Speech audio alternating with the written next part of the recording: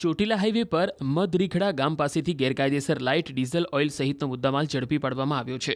ચોટીલા પ્રાંત અધિકારી એચ.ટી. મકવાણા સહિતની ટીમે ચેકિંગ હાથ ધર્યું હતું. આ ચેકિંગ દરમિયાન 11 બેરલ લાઇટ ડીઝલ ઓઇલ કિંમત 1.34 લાખ, પિકઅપ વાન કિંમત ₹4 લાખ સહિત કુલ 5.34 લાખનો મુદ્દામાલ ઝડપી લેવામાં આવ્યો. મહત્વનું છે કે કોટડા સાંગાણીના નારણકા ગામે ધંધાનું સ્થળ હોવા છતાં અન્ય જગ્યાએ ગેરકાયદેસર રીતે લાઇટ ડીઝલ ઓઇલનું વેચાણ કરાતું હોવાનું તપાસ દરમિયાન સામે આવ્યું, જેને પગલે પ્રાંત અધિકારીની ટીમે તપાસ કરતા લાઇટ ડીઝલ ઓઇલનો જથ્થો મળી આવ્યો. સમગ્ર મામલે તંત્રએ બાલાજી એન્ટરપ્રાઇઝના લાયસન્સ ધારક જયદીપભાઈ રસિકભાઈ વઘાસિયા અને પિકઅપ વાન ચાલક સામે કાયદેસરની કાર્યવાહી હાથ ધરી હતી. અમારી ટીમ સાથે ચોટીલા અમદાવાદ હાઈવે પર તપાસણીમાં હતા ત્યારે એક બોલેરો પિકઅપ વાન જેમાં લાઇટ ડીઝલ ઓઇલ એટલે કે એલડીઓ ભરેલ હતા, જેને રોકી તપાસ કરતા ડ્રાઈવર દ્વારા જણાવેલ કે આમાં લાઇટ ડીઝલ ઓઇલ ભરેલ છે. જ્યારે ડ્રાઈવર દ્વારા રજૂ કરેલ પરવાનો તપાસતા પરવાનાની અંદર ધંધાનું સ્થળ ગામ નારણકા, તાલુકો કોટડા સાંગાણી દર્શાવેલ હતો અને પરવાનામાં તેમજ ગુજરાત આવશ્યક ચીજવસ્તુ પરવાના નિયંત્રણ ને જથ્થા જાહેરાત 1981ના કંટ્રોલ ઓર્ડરની કંડિકા 18(3)(1) અને 2માં સ્પષ્ટ જોગવાઈ છે કે પરવાનેદાર દ્વારા ધંધાના સ્થળ સિવાય અન્ય કોઈ સ્થળે વેપાર કરવો નહીં, સ્ટોર કરવો નહીં કે વેચાણ કરવું નહીં અથવા તો ડિલિવર કરવું નહીં.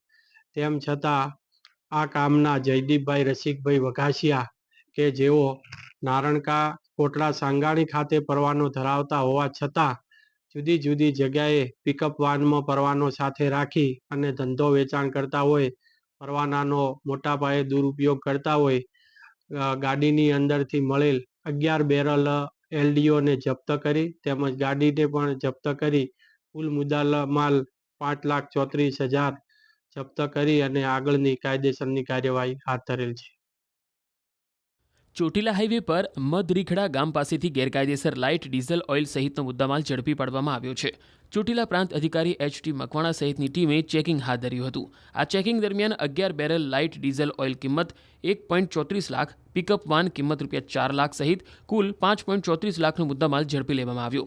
મહત્વનું છે કે કોટડા સાંગાણીના નારણકા ગામે ધંધાનું સ્થળ હોવા છતાં અન્ય જગ્યાએ ગેરકાયદેસર રીતે લાઇટ ડીઝલ ઓઇલનું વેચાણ કરાતું હોવાનું તપાસ દરમિયાન સામે આવ્યું, જેને પગલે પ્રાંત અધિકારીની ટીમે તપાસ કરતા લાઇટ ડીઝલ ઓઇલનો જથ્થો મળી આવ્યો.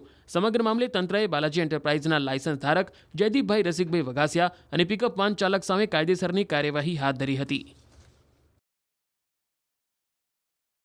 અમારી ટીમ સાથે ચોટીલા અમદાવાદ હાઈવે પર તપાસણીમાં હતા ત્યારે એક બોલેરો પિકઅપ વાન જેમાં લાઇટ ડીઝલ ઓઇલ એટલે કે એલડીઓ ભરેલ હતા, જેને રોકી તપાસ કરતા ડ્રાઈવર દ્વારા જણાવેલ કે આમાં લાઇટ ડીઝલ ઓઇલ ભરેલ છે.